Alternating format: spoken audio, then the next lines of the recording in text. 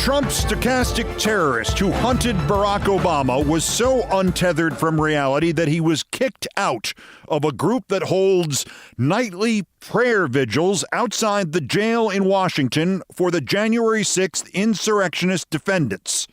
The good news is the judge in the Taylor Taranto case bought prosecutors and former President Obama and the country a little more time by not ruling yesterday on whether or not Taranto can be held without bail until trial. The judge ordered prosecution and defense to return to court next Wednesday to continue arguments. That might be enough time for the Justice Department to actually get its act together and stop sleepwalking while the rest of us face this nightmare. At the courthouse yesterday, the Assistant U.S. Attorney Allison Ethan confirmed the government intended to seek additional charges against Taranto. What charges? No answer. When? No answer. What Taylor Taranto did a week ago Thursday should be enough to underscore what a threat he is and what a threat Donald Trump is, by proxy, by remote control, by surrogate. After Trump doxed the Obama family home and Taranto reposted that doxing, Taranto live streamed himself near the house, explaining he was looking for, quote, entrance points and a, quote, good angle on a shot, unquote. One would hope that he had met a video shot. His van, filled with 200 rounds of ammunition, an S&W M&P Shield firearm, and a Seska 9mm CZ Scorpion E3 firearm, they suggest otherwise. That is the same van that the day before Taranto said in yet another live stream he was going to blow up outside the National Institute of Standards and Technology in Maryland, at which is located a nuclear reactor used for government research. The infuriating reality that the Department of Justice cannot arrest Trump for this, just the latest example of madness and terrorism coming out of his mouth and then being enacted by an unbalanced fascist, I mean a different unbalanced fascist, somebody other than Trump, is to some degree counterbalanced by the reality that DOJ can do something about Taranto and the robot can be held accountable, if not the mad scientist who built it. Because the robot is dangerous enough. It is WUSA-TV Channel 9 in Washington reporting that just a week ago, the leaders of this January 6th vigil group asked Taranto to leave. They disassociated themselves from him because, as the wife of convicted Three Percenter Guy Reffitt told the reporter, Taranto, quote, did an interview saying he believed Ashli Babbitt was not really dead. That is how far gone Taylor Taranto is, the wife of the militia leader whom prosecutors proved in court, quote, lit the match of the insurrection, who was sentenced to 7.5 years in prison. She did not want to be associated with that guy. There are two problems, though, with putting Taranto away and keeping him there. The first is obvious. To Trump, Taranto is fungible, replaceable, irrelevant, meaningless enough to not really exist in Trump's mind. But the second problem takes us back to infuriating realities. Taranto's lawyer, an assistant federal public defender, says she believes the additional charges the government may file against him would be local firearms charges. She says they would be insufficient to allow the judge, Zia Faruqi, to detain him without bail until trial. The premise of Trump as terrorist, as the perpetrator of a well-planned series of stochastic terrorist incitements, is not just academic, but terrifyingly practical. And if you are sick to death of that word stochastic, I apologize, but it is the correct word, and its importance was again underscored just yesterday when Citizens for Responsibility and Ethics in Washington, CREW, issued an analysis of the defenses of literally everyone charged for participation in the January 6th coup attempt. At last check, that number had exceeded 1,030 individuals. And CREW found that 174 of that more than 1,030 specifically said they were, quote, answering Donald Trump's calls when they traveled to Washington and joined the violent attack on the Capitol. In court filings, in transcripts, in news items, these 174 people, again, quoting the Crew report, considered Trump their leader and believed they were following his lead by joining the insurrection. And nearly all of those made some reference to his December 19th "It'll be wild" tweet about what would happen on January 6th. Of those 174 defendants, 94 specifically cited Trump's remarks in his January 6th speech, quote, as the reason they went to the Capitol. Crew notes ominously that these totals do not include those at the speech who were part of the attack on the Capitol, but not arrested, or not yet arrested. A group, of course, which includes Donald Trump. What Trump did last Thursday was to incite an assassination attempt against a former president of the United States. And it is again infuriating to realize that to find him legally responsible, even in the slightest manner, police would have had to let Taylor Taranto begin to do whatever it was that he planned to do at the Obama home. But the cause and effect relationship of Trump's words and violent attacks or threats or attempted attacks has already been proven too many times. Materially, it began when Trump attacked Hillary Clinton on the campaign trail, and President Obama and Joe Biden and Kamala Harris and Cory Booker and Eric Holder and George Soros and Maxine Waters and Robert De Niro and CNN, and a man named Cesar Sayoc sent all of them and 6 others pipe bombs. And after Cesar Sayoc cut a plea deal and the FBI got into his computer, they found another list of potential second-wave targets, and it was thorough enough that the FBI called and told me I was on it. Trump attacked Black Lives Matter. Kyle Rittenhouse shot 2 Black Lives Matter protesters, and the Missouri couple, the McCloskeys, pointed guns at a peaceful Black Lives Matter protest. Trump attacked Michigan Governor Whitmer. Fascist plotters tried to kidnap Governor Whitmer. And now Trump doxes Obama and a heavily armed veteran trained by this nation to kill in Iraq goes to that address to seek a good angle on a shot. As much as the stochastic terrorism of Donald Trump is practical and not theoretical, there is little practical that would happen by repeating the fundamental truth in this equation, but repeat it we must anyway. Donald Trump is evil.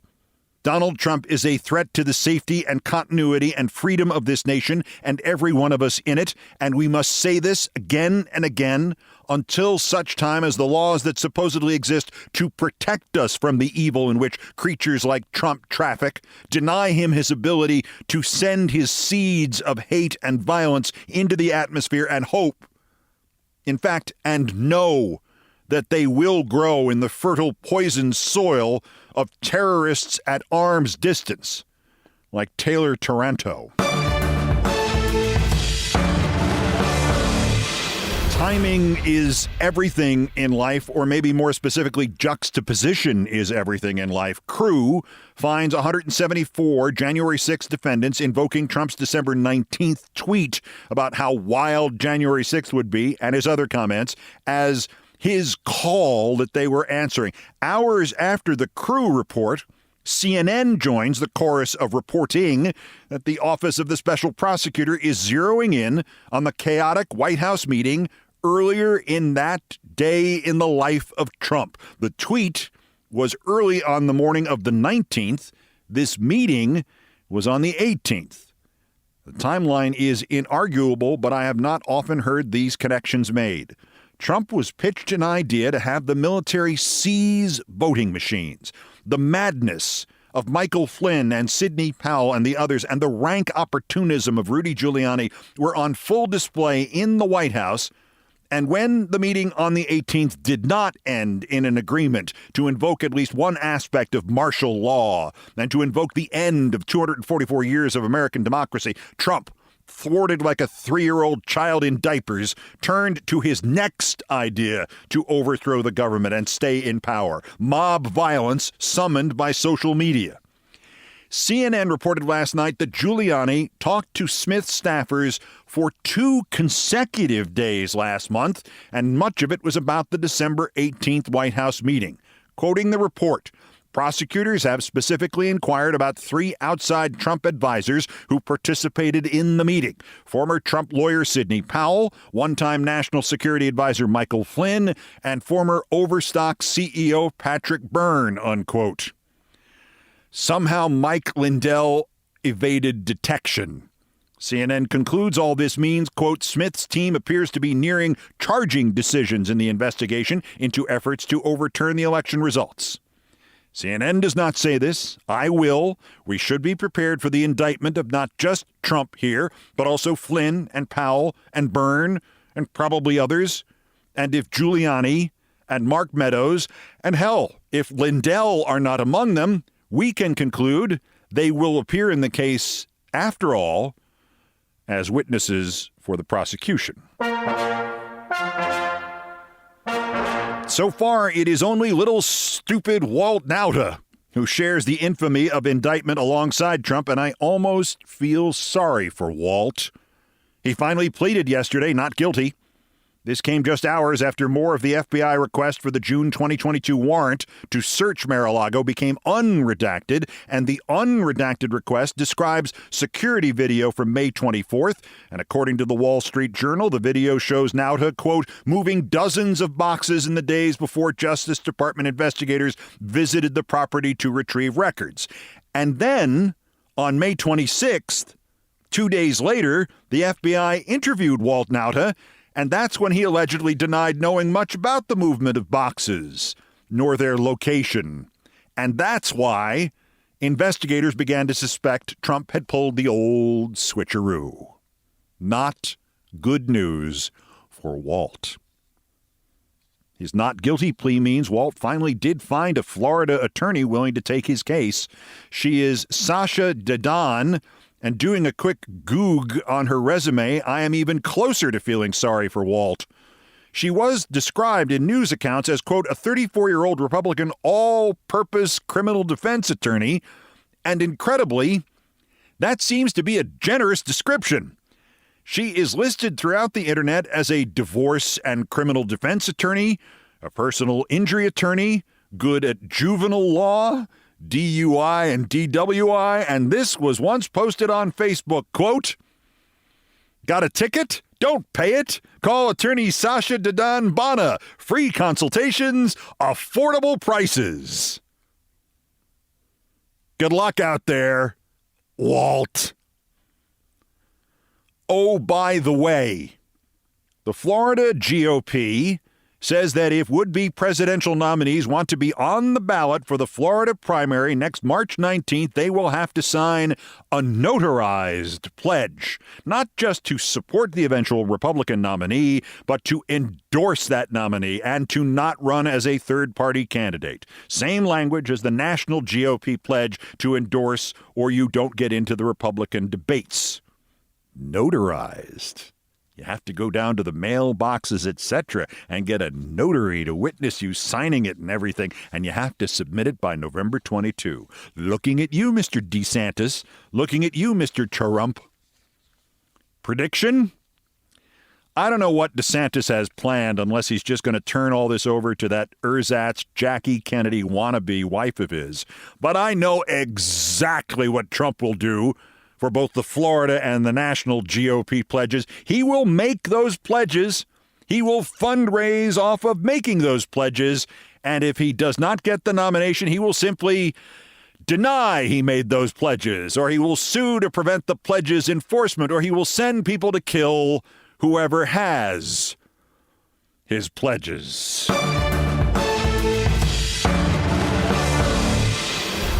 Also of interest in this all-new edition of Countdown, how crazy does Taylor Taranto have to be to get kicked out of the January 6th Defendants jail-side vigil, marching, and chowder society? How about exactly as reprehensible as Marjorie Taylor Greene has to have been to have gotten kicked out of the House, quote, Freedom, unquote, caucus? And if you're wondering, that is just a brand name. And what do you do if you are the mayor of New York City and you say that in your wallet you still carry a picture of your friend, your fellow former cop, fallen in the line of duty 3 long decades ago? and you show a newspaper the photo, and it is clear that the photo was just printed off the internet and stained with coffee to make it look older, what do you say then? You say, that's next. This is Countdown. Oh, God. This is Countdown with Keith Olbermann.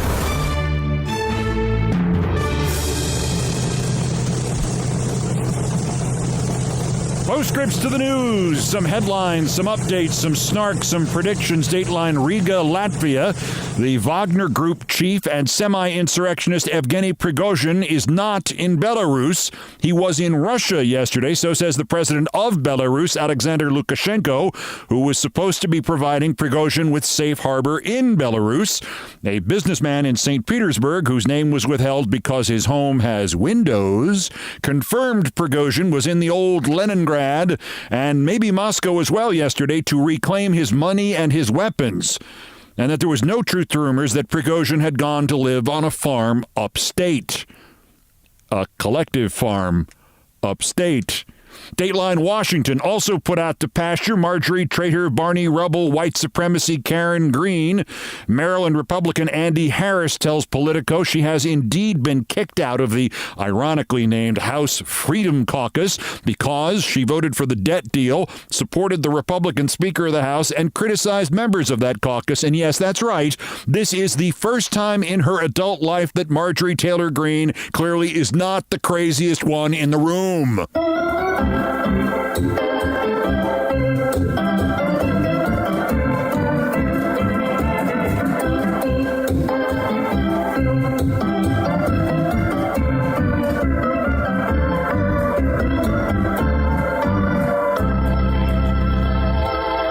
Thank you, Nancy Faust.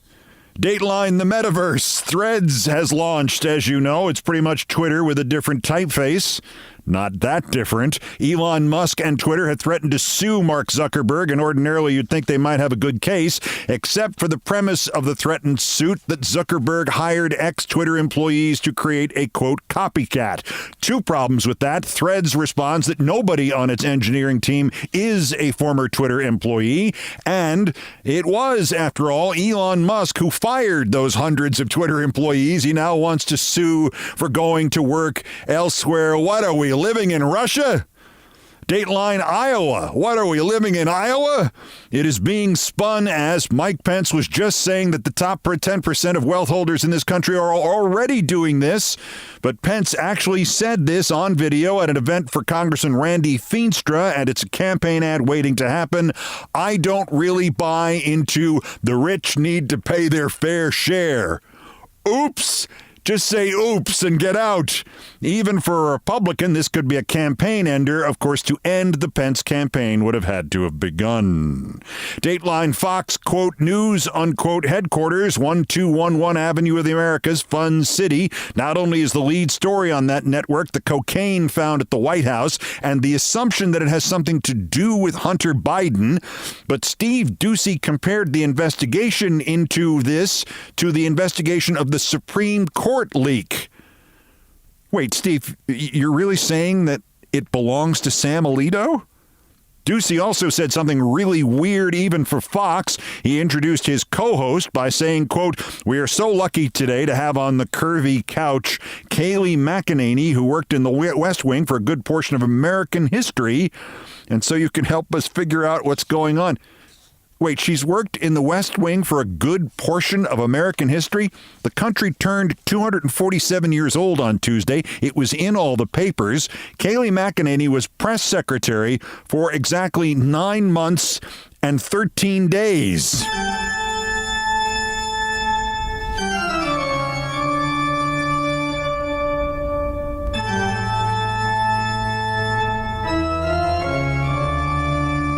Still ahead, Fridays with Thurber. It's one of my favorites, but I've never read it here before. But since this is an all-new edition of Countdown, let me fix that. Meet the woman who is not buying the plot of Macbeth because Shakespeare did not adhere to the rules of Hercule Poirot. The Macbeth murder mystery coming up. First time for the Daily Roundup of the miscreants, morons, and Dunning-Kruger effect specimens who constitute today's worst persons in the world. Worst Hercule Poirot I ever heard. The bronze, the actor Jim Caviezel, the star of the very bizarre The Passion of the Christ, who is out there promoting its sequel, Passion of the Christ, Jesus 2 Electric Boogaloo, Don't F with the Jesus. I might have the title wrong. Anyway, Caviezel is promoting the sequel by giving an interview a day to right-wing sites explaining, we don't have a First Amendment, there's no such thing as free speech anymore. But amid that crap, he has also revealed that during the filming of The Passion of the Christ, not only was he, Jim Caviezel, struck by lightning, quote, on the last shot of the movie, unquote, but he was also injured earlier in filming when a 150-pound cross hit him in the head. I am the last one to make fun of anybody with a past head injury, but good grief. If you are filming a really religious movie about Christ and God drops a cross on you and then hits you with lightning during the last shot of the movie, are you not taking some time off to seriously reevaluate whether or not making the movie has pissed God off or something? I got hit by lightning. The runner-up, Trump Jr. No, this is not about the cocaine found at the White House. This is about his claim that the Labour government of Australia had banned him from a speaking tour in that country because he's Trump Jr. and they ain't, so he canceled the tour on Wednesday. Junior Trump lied. Australia's Home Minister Claire O'Neill said in a series of Facebook and Twitter posts that, quote, Donald Trump Jr. has been given a visa to come to Australia. He didn't get canceled. He's just a big baby who isn't very popular, unquote. The minister says Trump killed the tour because ticket sales had been weak. Geez, she writes, Donald Trump Jr. is a bit of a sore loser. Sore? Just his nose, minister. But our winner, Mayor Eric Adams of New York. We have discussed the mayor's lying and his messianic complex and his bewilderingly stupid comments like, quote, there is no way God created me for this moment if he did not believe this was my moment. Don't think too hard about what that means. The mayor, though, has now topped himself. Early last year, after 2 city cops were killed in the line of duty, Adams, himself a former NYPD captain, said the losses reminded him of the line of duty death 35 years ago of his friend, Officer Robert Venable.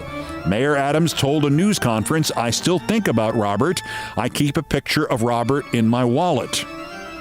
You've guessed where this is going, right?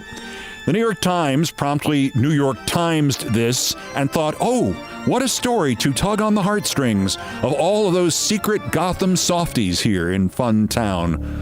It asked Mayor Adams to pose for a photo holding his weather-beaten photo of his late friend, Officer Venable. And Mayor Adams did exactly that. And it turns out that the photo was a couple of days old. The Times reported yesterday, quote, it had been created by employees in the mayor's office in the days after Mr. Adams claimed to have been carrying it in his wallet. The employees were instructed to create a photo of Officer Venable, according to a person familiar with the request. A picture of the officer was found on Google. It was printed in black and white and made to look worn, as if the mayor had been carrying it for some time, including by splashing some coffee on it, said the person who spoke on the condition of anonymity for fear of retribution, unquote. The best an Adams spokesman could do is basically say, well, he did carry a photo of Officer Venable in his wallet for decades. It just wasn't that photo that they printed off the internet after Googling the late cop and spilling coffee on it. Spilling coffee on it. And how dare you mock a dead cop? Mayor Eric Adams of New York, send help. Please send us help. Send help. Every time we turn around, we've elected a mayor who's crazier than the last one. We haven't had a reliable mayor in this town since Fiorello LaGuardia in 1945. They spilled coffee on it to make it look older. Today's worst person in the world.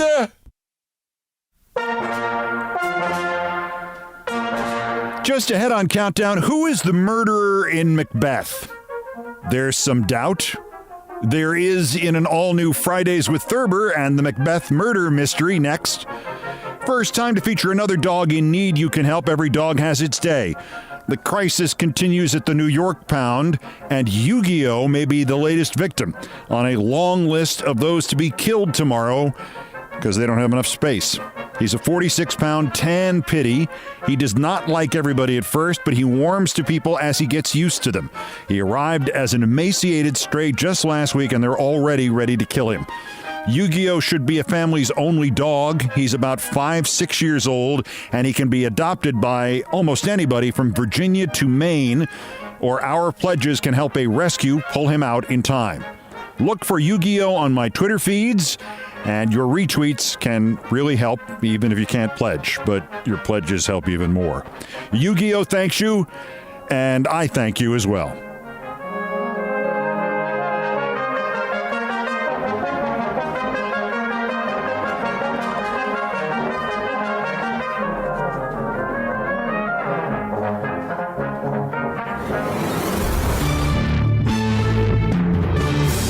Fridays with Thurber and the works of the master, and one I have not read to you here before, but is one of my favorites because it is, well, you'll hear. Fridays with Thurber and the Macbeth Murder Mystery by James Thurber. It was a stupid mistake to make, said the American woman I had met at my hotel in the English Lake Country. But it was on the counter with the other Penguin books, the little sixpenny ones, you know, with the paper covers. And I supposed, of course, it was a detective story. All the others were detective stories. I'd read all the others. So I bought this one without really looking at it carefully. You can imagine how mad I was when I found it was Shakespeare. I murmured something sympathetically. I don't see why the Penguin Books people had to get out Shakespeare's plays in the same size and everything as the detective stories, went on my companion. I think they have different colored jackets, I said. Well, I didn't notice that, she said. Anyway, I got real comfy in bed that night and all ready to read a good mystery story, and here I had The Tragedy of Macbeth, a book for high school students, like Ivanhoe. Or Lorna Doone, I said. Exactly, said the American lady. And I was just crazy for a good Agatha Christie or something. Hercule Poirot is my favorite detective. Is he the rabbity one? I asked. Oh, no, said my crime fiction expert. He's the Belgian one. You're thinking of Mr. Pinkerton, the one that helps Inspector Bull. He's good, too.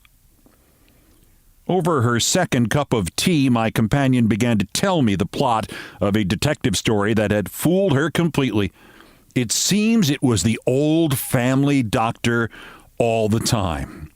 But I cut in on her. Tell me, I said, did you read Macbeth? I had to read it, she said. There wasn't a scrap of anything else to read in the whole room.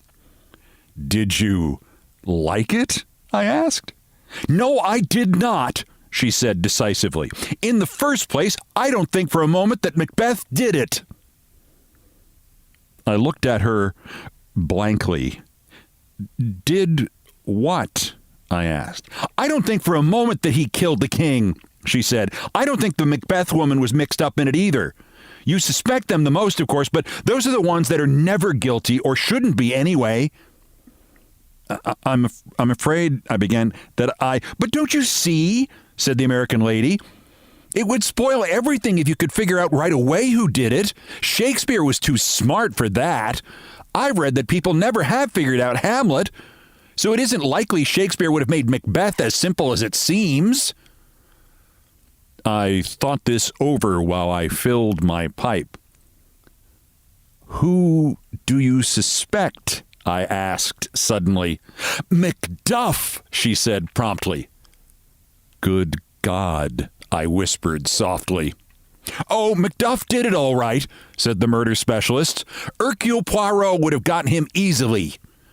How did you figure it out? I demanded. Well, she said, I didn't right away. At first I suspected Banquo.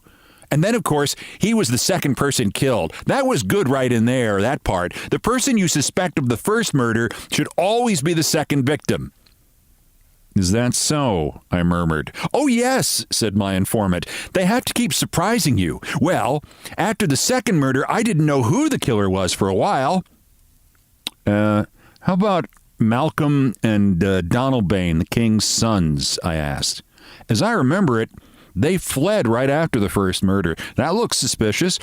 Too suspicious, said the American lady. Much too suspicious.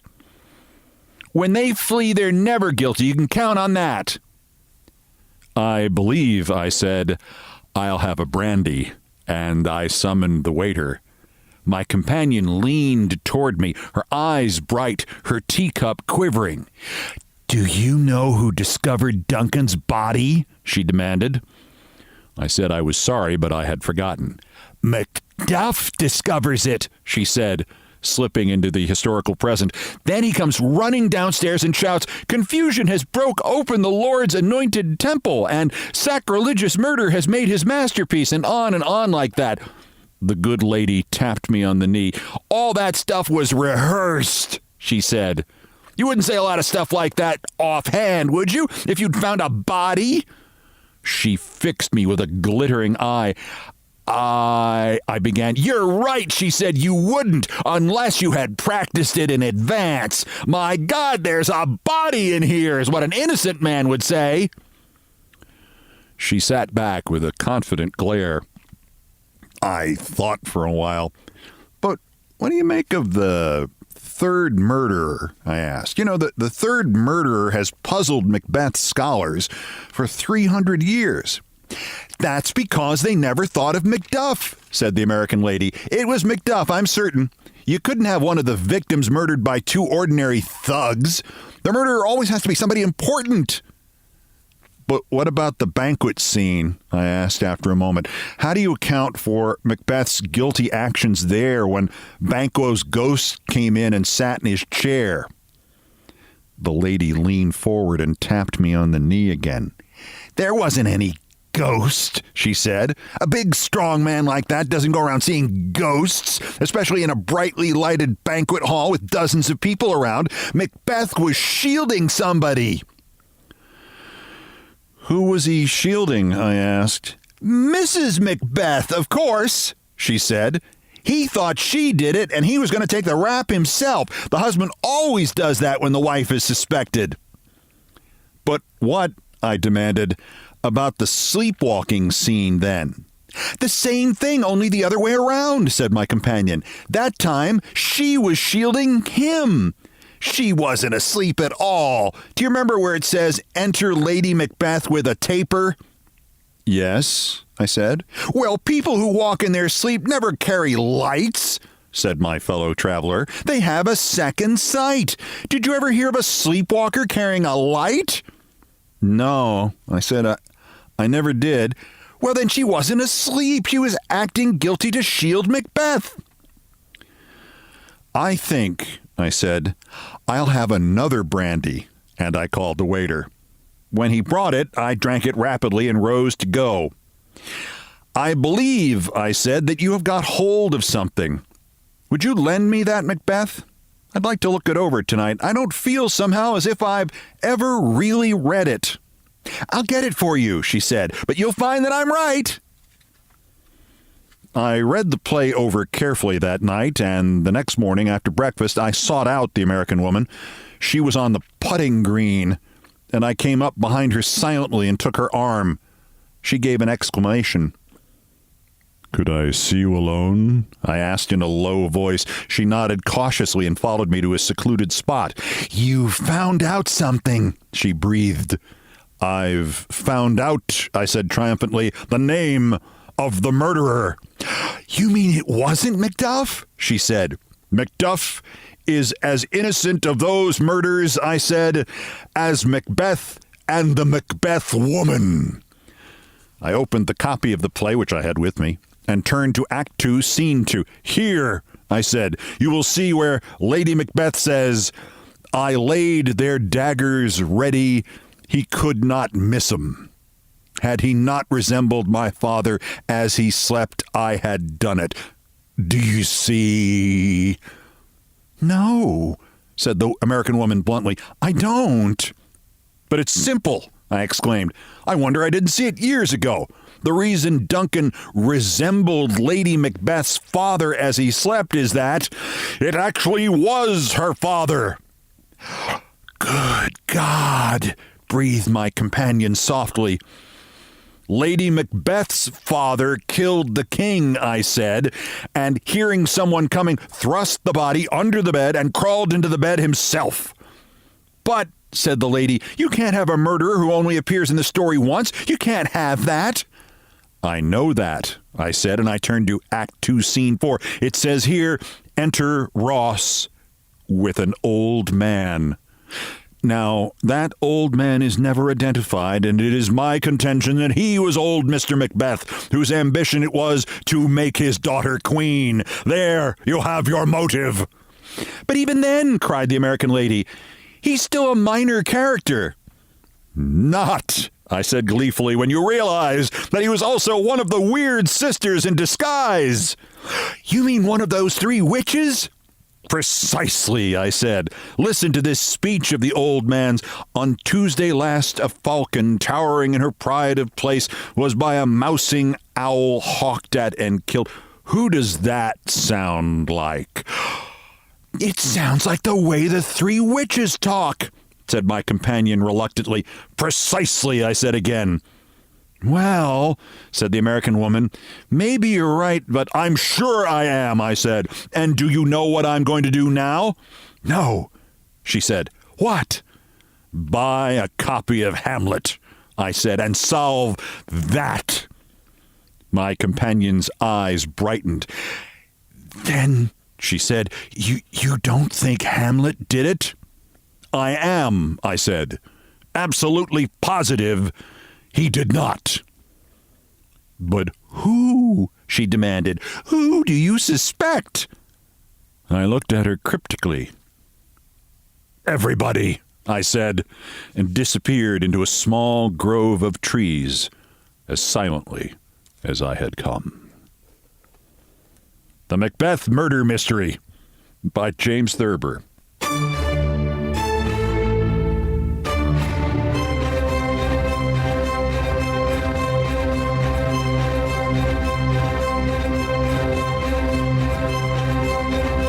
I've done all the damage I can do here. Thank you for listening. Good luck reading Macbeth ever again. Here are the credits. Most of the music was arranged, produced, and performed by Brian Ray and John Philip Chanel. They are the Countdown musical directors. Guitars, bass, and drums by Brian Ray. All orchestration and keyboards by John Philip Chanel. Produced by TKO Brothers. Other Beethoven selections have been arranged and performed by No Horns Allowed. The sports music is the Olbermann theme from ESPN2, and it was written by Mitch Warren Davis, courtesy of ESPN Inc. Musical comments by Nancy Faust, the best baseball stadium organist ever. The Thurber was by James Thurber. Our announcer today was my friend John Dean, and everything else was pretty much my fault. Don't forget, Countdown is now also available on YouTube. Subscribe to it there as well. Give yourself multiple options. So that's Countdown for this, the 913th day since Donald Trump's first attempted coup against the democratically elected government of the United States. Arrest him again while we still can.